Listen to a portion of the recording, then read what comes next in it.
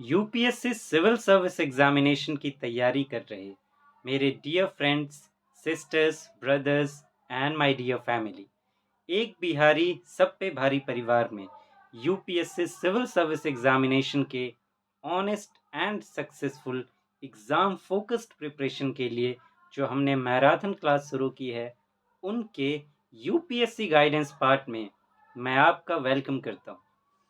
Friends, हम लोग अभी क्रिटिकल एनालिसिस स्किल को कैसे डेवलप करें उस पर बात कर रहे हैं, जिसमें हम अभी देख रहे हैं कि स्टडी का क्या रोल हो सकता है इस स्किल को डेवलप करने में।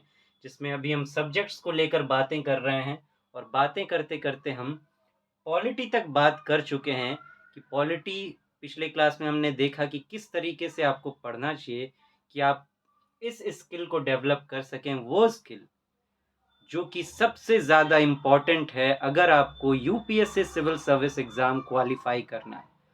इसके बिना बात नहीं बन सकती। ये वो एकमात्र स्किल है जिस बेस पर आप प्रीलिम्स के जो क्वेश्चंस हैं उसमें एक अलग तरीके से सोच आपकी डेवलप हो पाएगी कि आप आंसर तक पहुंच सकें।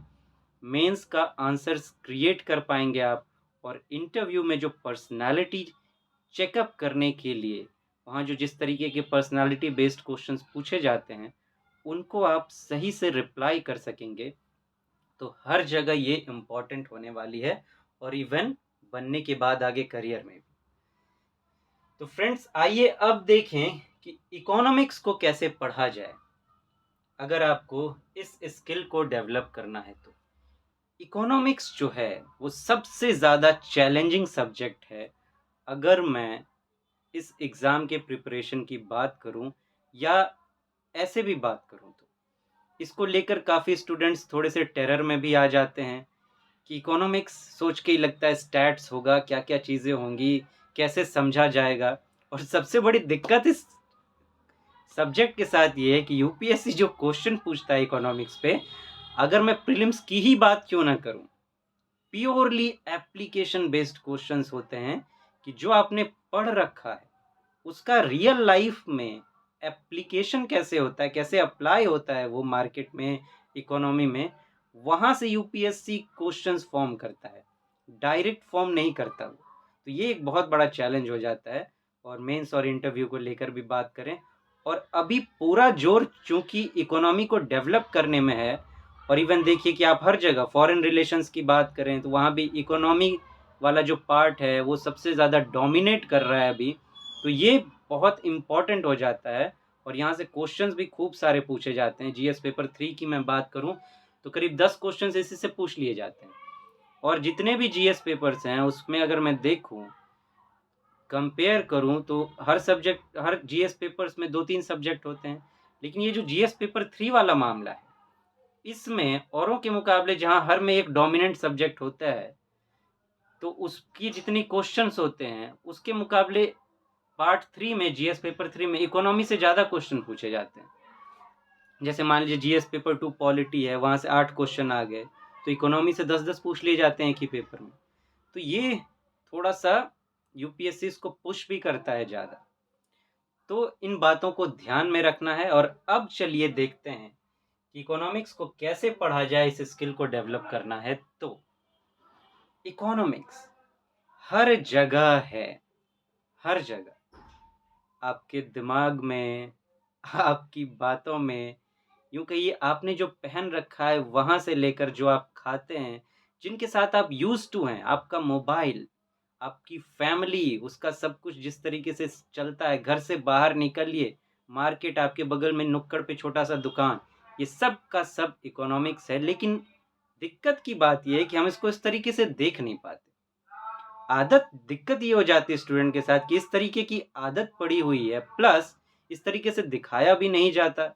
स्कूल्स में भी या कॉलेजेस यूनिवर्सिटीज़ में इस तरीके से बातें नहीं होती कि आप इस तरीके से देखिए, तो हम इसको प्योरली बुक्स तक सीमित कर देते हैं, जिस वजह से दिक्कतें आ जाती।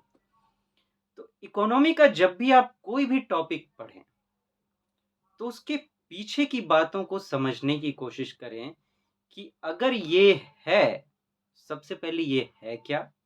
और अगर ये है तो क्यों है?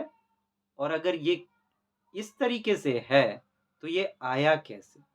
तो इन चीज़ों को आपको देखने की ज़रूरत है और कनेक्ट करने की कोशिश कीजिए। इसमें सबसे बड़ी बात जो होती है आपको करना ये होता है कि जिस भी टॉपिक को आप तैयार कर रहे हैं, उसमें क्वेश्चन करते चलिए। एक क्वेश्चन से कुछ आंसर निकला, उस आंसर पे क्वेश्चन कीजिए, फिर से क्वेश्चन कीजिए, करते-करते जब तक आंसर्स आपके पूरे नहीं हो जाते, तब तक क्वेश्चनिंग करनी पड़ती। फॉर एग्ज़ाम्पल मान लेते हैं कि एक बात मैं कहूँ कि आरबीआई जो है, रिज़र्व बैंक ऑफ इंडिया, अगर इंटरेस्ट रेट को बढ़ा देती है, तो क्या होता है कि इकोनॉमी थम जाती है। इसको आप किस तरीके से देखेंगे? क्या इसको इलैबोरेट कर सकते हैं, एक्सप्लेन करके देख सकते हैं कि क्या-क्या चीज़ें इसमें होगी? आरबीआई इंटरेस्ट रेट बढ़ा रही है, तो उससे इकोनॉमी कैसे रुक जाएगी? अर्थव्यवस्था कैसे रुक जाएगी? अब देखिए ज़रा-सा मैं इसको थोड़ा-सा इलैबोरेट करूँ, फिर बातें करेंगे डिटेल में कि आरबीआई ने इंटरेस्ट रेट बढ़ाया। अगर आरबीआई इंटरेस्ट रेट बढ़ाएगी तो बैंक्स भी बढ़ाएँगे और बैंक्स भी अगर इंटरेस्ट रेट बढ़ाएँगे, तो लोन महँगा हो जाएगा और अगर लोन महँगा हो गया तो लोग कम लोन लेंगे और अगर कम लोन लेंगे तो फिर होगा क्या? लोगों के पास पैसे कम होंगे और अगर पैसे कम होंगे तो मार्केट में डिमांड कम होगा और अगर डिमांड कम हुआ तो प्रोडक्शन कम हो जाएगा और अगर प्रोडक्शन कम हुआ तो एम्प्लॉयमेंट कम हो जाएगी और अगर एम्प्लॉयमेंट कम हो गया तब लोगों के पास पैसे ही नहीं है इकोनॉमी में खर्च करने के लिए। तो इकोनॉमिक एक्टिविटीज़ जो हैं वो मार्केट में रुक सी जाएँगी और इस तरीके से जो है मार्केट थम जाएगा। लेकिन चीज़ें यहीं नहीं रुकती, इसको आप और इलैबोरेट कर सकते हैं कि अगर लोगों को एम्प्लॉयमेंट नहीं मिली, नौकरी नहीं मिली तो फिर होगा क्या? लोग गलत गलत रास्ते पर निकल पड़ेंगे। सोसाइटी में क्राइम्स बढ़ जाएँगे और अगर क्राइम्स बढ़ गई तो एडमिनिस्ट्रेशन के लिए प्रॉब्लम हो जाएगा।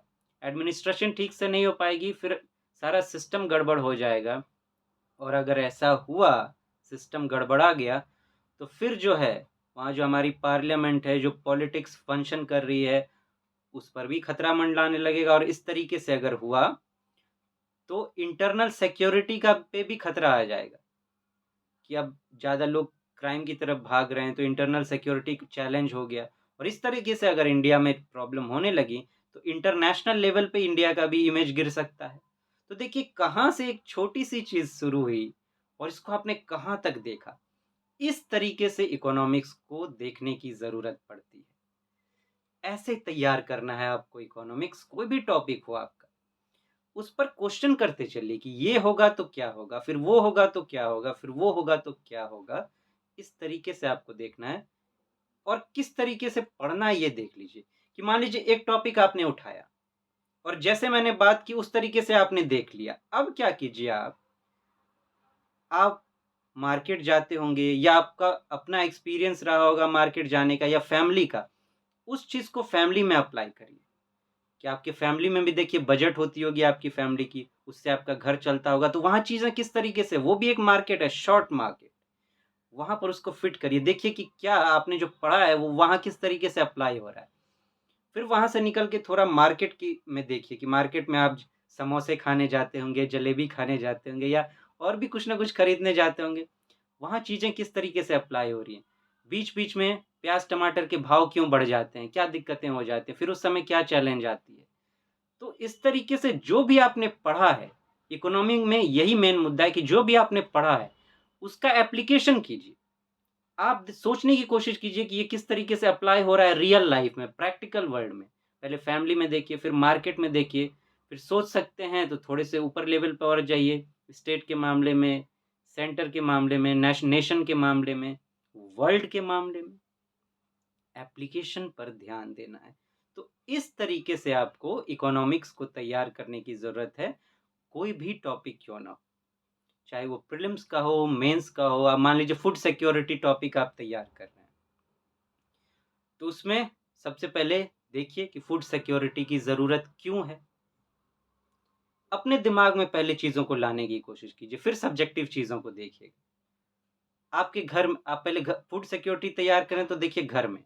फूड सिक्योरिटी की ज़रूरत क्यों है? आप सोचिए कि आपके घर में अगर सबको ठीक से खाना नहीं मिला तो क्या होगा? शरीर कमज़ोर हो जाएगा, हेल्थ बिगड़ जाएगा। अगर हेल्थ बिगड़ गया, तो घर में जो कमाने वाले हैं वो कमाएँगे कैसे? आप अगर पढ़ने वाले हैं तो पढ़ेंगे कैसे? तो ये हो जाएगा और फिर अब हेल्थ पर खर्चा, तो कमाई नहीं हो रही है और हेल्थ पर खर्चा हो रहा है, तो फिर क्या होगा? आप उस खर्चे को पूरा करने के लिए किसी से लोन लेंगे। किसी से लोन लेंगे तो आप डेब्ट बर्डन में आ रहे हैं। फिर अपनी उसकी चैलेंजेस होती हैं। तो आप देखिए, आपका बोझ तो बढ़ता चला जा रहा है, लेकिन आप प्रोडक्टिव नहीं बन पा रहे हैं।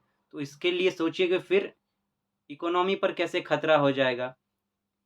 उसके उस कॉन्टेक्स्ट में सोचिए कि आप जो एसेट बन सकते थे इंडियन इकोनॉमी के लिए या किसी भी इकोनॉमी के लिए, अब एक लायबिलिटी बन के रह गए हैं, एक बर्डन बन के रह गए हैं और फिर क्या-क्या चैलेंजेज़ होंगी। अब आप उस तरीके से कमा नहीं पा रहे हैं जो आपकी ज़रूरत है। आपके सपने पूरे नहीं हो पा रहे हैं, तो अब आप फिर गलत रास्तों का तलाश करेंगे और फिर वो साइकिल जो है शुरू हो जाएगी। तो इस तरीके से पहले अपने लेवल पर सोचने की कोशिश कीजिए। घर में देखिए, फिर देखिए कि जो फुटपाथ्स पर लोग रहते हैं जिनको 2 वक़्त का खाना नहीं मिल पाता, वहाँ से क्या-क्या चैलेंजेस क्रिएट होती है। तो जो भी टॉपिक आप पढ़ें, उसको जहाँ भी आप विज़ुअलाइज़ कर सकते हैं सोच में, फैमिली में, मार्केट में, जिस भी आपका एक्सपीरियंस वैसा हो, ऑब्ज़र्वेशन कुछ हो, देखिए, उस पढ़ाई को वहाँ एप्लाई कीजिए, सोचिए। अब आप जब बुक्स में आएँगे, तो कुछ अलग चीज़ें दिखेंगी और आपको इतना मज़ा आएगा, जो आपको बहुत बोझ लग सकता था इकोनॉमिक्स, वो आपके लिए बहुत आसान हो जाएगा और इस तरीके से समझ में आएगी चीज़ें ना, कि फिर ये स्किल जो है इतनी तगड़ी आपके अंदर डेवलप होगी, कि फिर कहना क्या। और अगर अच्छी डेवलप हो गई, तो ये सब्जेक्ट आपके लिए ब्रह्मास्त्र का काम कर सकती है और सब्जेक्ट्स में भी हेल्प करने के लिए। तो इस तरीके से आप तैयार करें।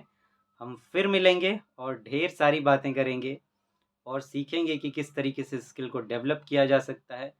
सॉलिड तरीके से आगे बढ़ेंगे अपनी मंजिल की तरफ।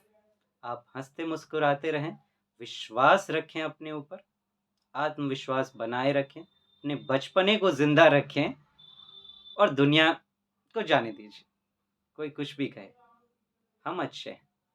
बस ये भावना लेकर चलनी है और और चीज़ें तो हमारे बस में नहीं है, लेकिन हम बेटर परफ़ॉर्म कर सकते हैं। हमारा एक्शन हमारे बस में है and action speaks louder than words.